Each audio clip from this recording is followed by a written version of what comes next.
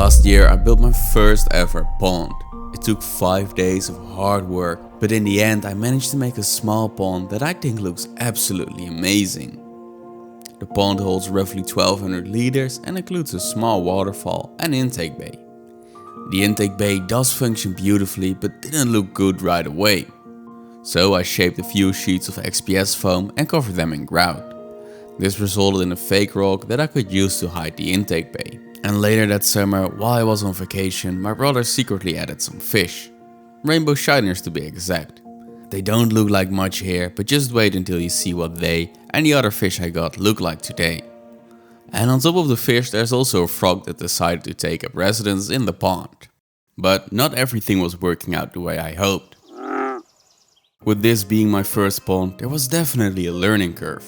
So when string algae started to form a few months down the road, I didn't know how to deal with it. At the time there was a lot of sun, much more and much later in the season than usual. And this most likely started the string algae, and I decided to just do nothing. I'm not sure if I read this somewhere or made it up myself, but the idea was, if the algae was caused by the sun and the heat, it should die off during the winter when there's very little sun and no heat. And this absolutely did not work. The string algae kept overrunning the pond throughout the winter. And I also forgot to add a net over the pond to keep falling leaves out, resulting in a pond that's full of leaves and full of algae. So this spring I went in there and removed as much algae and leaves as I could and got myself 3 goldfish. Apparently goldfish like to eat string algae, so I was kind of hoping they would make a difference. And they absolutely do. They're making a noticeable difference. Now the algae isn't gone, but it is clearly growing much slower than before. By the way, check out the rainbow shiners. They're already looking significantly better than they did last year, but if you stick around you'll see they'll absolutely transform in the next couple of weeks.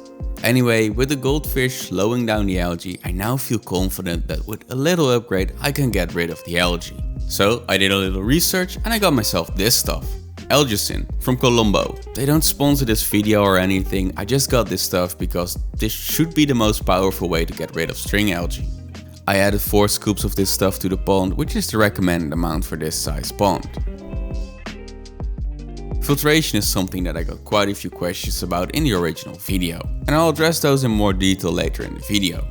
For now, all you need to know is that on top of the waterfall I've made a bulk filter, which uses plants to do the bulk of the filtration. However, I'm not really happy with the plants that are up here right now, and I got myself a couple of new ones to replace them. Speaking of plants, I got quite a few new ones, not only for the bulk filter but also for down in the pond itself, and some that will go around the edges.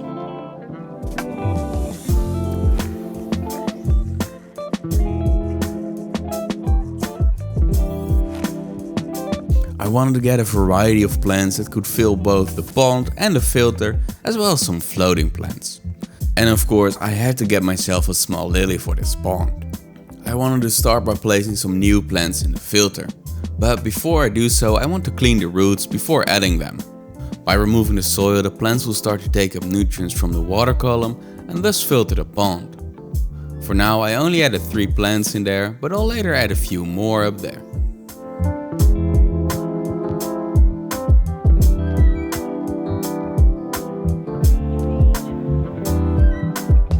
Next, it's time to address the plants surrounding the pond. Mainly these rosemary bushes. I don't really like them over here, so they'll have to go. And before I add some new plants, I want to address an issue I was made aware of recently in the comments of the original video. I sloped up the soil against my work shed here, but the soil reaches a bit too high, covering the bricks that make up the shed. In the long run, this can cause moisture to seep into the walls and create mold problems on the other side. To prevent this, I'm adding a spare piece of pond liner in between the wall and the soil. I am happy I addressed this before it became problematic, and I want to thank those who commented about this issue. Now let's get back to adding plants. Whoa, what's that?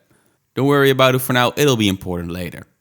Where the rosemary used to be, I now want to place an African lily. I really like this plant and I think it matches better with the vibe of the pond. Next I began making a few planter pots for the plants that go directly into the pond. These are made by first adding a layer of pebbles, then adding the plants with a little bit of soil and then capping them with more pebbles. Just like the plants in the bog filter, I want these to mainly feed off the nutrients in the water column, but I'm supplementing these with a little bit of soil. I made 3 of these baskets and placed 2 of them in the shallow part of the pond.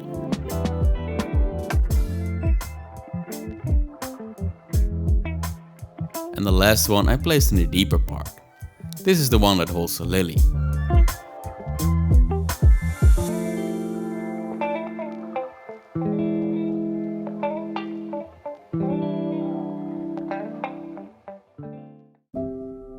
Now, a bit earlier in the video, when I was planting the African lily, I noticed a few rocks in the pond were moving and I removed one of them. I didn't really think much of it, but a few days later I noticed the water level began to drop by about 2 to 3 centimeters each day, which can only mean one thing. It looks like the pond is leaking. And my best guess is that the rocks that moved near the bottom created some kind of small hole in the liner. To address this, I had to catch all of the fish, move them to a temporary bin and drain the entire pond to start looking for the hole. This is much easier said than done, however. The fish are really fast and can hide in between the rocks, making it really hard to catch them. So after a few tries, I already began emptying the pond and continued catching the fish while the pond was draining. The pump I'm using here isn't really meant for emptying out water and had to be shut off near the bottom so it wouldn't run dry. I removed the last bit of water by hand and then I could get to work. I began by moving all of the pebbles out of the way, and after a little inspection I pretty quickly noticed there was no visible damage to the liner whatsoever. Meaning that whatever causes water to drain from the pump must happen somewhere else. So I decided to just ignore it for now and move the rocks back in place. I noticed that all 3 of the rocks connecting the shallow area to the deeper area are loose. I don't know why, but apparently I forgot to attach these. Now I could attach these like I did the rest, but to do so both surfaces need to be dry. They're not, and they're in a pretty harmless location, so I just decided to put them back in their place.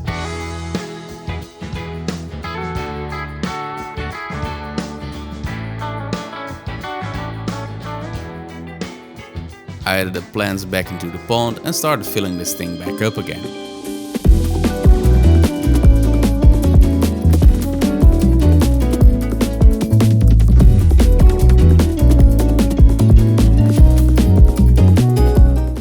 But wait, what caused the water to drain from the pond?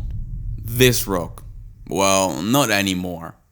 As the bog filter fills up with water, it will start to overflow on this edge, creating a waterfall. However, the opening between these rocks is too small, making the water pool behind it. This isn't ideal, but it's not a problem just yet. However, it did cause a few occasions where, after doing some pond maintenance, the bog filter would begin to overflow and wouldn't stop until I turned off the pump. But by simply adding a few pebbles underneath this rock, I've widened the opening, allowing water to move through freely and prevent any pooling behind it. It is a very simple solution, but it works really well. The pond is now ready for the new season and some new fish. But before we add the fish, let's discuss how the intake bay and the filter work one more time. In the comments of the original video, a lot of people seemed confused on how this thing works, so I'll do my best to explain it again. In one of the corners of the pond I made a hole deep enough to fit this trash bin. Cut a few holes in the bottom and added small pieces of filter hose with even more holes cut into them into the trash bin. The whole structure was then inserted into the pond and various sizes of rocks were filled in around it, starting with the biggest at the bottom and smaller ones at top. The combination of the bigger rocks and the filter hose will create void spaces near the bottom, allowing water to pass easily into the trash can. And inside the trash can is a small pump. As the pump is turned on, it will start to suck water in. But the water will have to travel through various layers of rock before it can reach the pump. This does a couple of things. First off, the area around the intake bay is fairly shallow, which creates a skimming effect, pulling floating debris into the intake bay. Once the debris is in the intake bay, here it will either remain floating or sink into the gravel. The gravel is also riddled with beneficial bacteria, which will help break the debris down. Once the debris is broken down enough to be able to reach the pump, it then gets sent up to the bog filter. This is just a big tub filled with even more rocks and also the plants we added earlier. You can see I also added a few more plants, and I plan on adding even more plants until this entire filter is full of plants. Anyway, these plants will gladly break down the final bits of debris and take up the nutrients they hold, effectively filtering the water. The benefit of using a bog filter is that it is a powerful, natural method of filtration that requires very little maintenance. That is, if you add enough plants. If you add no plants or very little plants, you can easily get string algae like I did. As for the intake bay, the main reason I chose to do it this way, as opposed to a more traditional skimmer box, is to allow fish to freely swim in and out of it without risk of getting stuck. Oh, and I almost forgot. The pump powering this whole thing is a small little fountain pump from Superfish. It's nothing fancy and nothing powerful. I just wanted something that could create a gentle waterfall. 2 weeks later, I added a recommended second batch of algae in and went to the garden center to pick up some new fish. Originally, I wanted to only add unique fish to the pond, but I honestly enjoy the goldfish just as much, so I decided to pick up a few more. I added them to the pond and now this project really feels complete. The rainbow shiners have also colored up beautifully, showing off why they're called rainbow.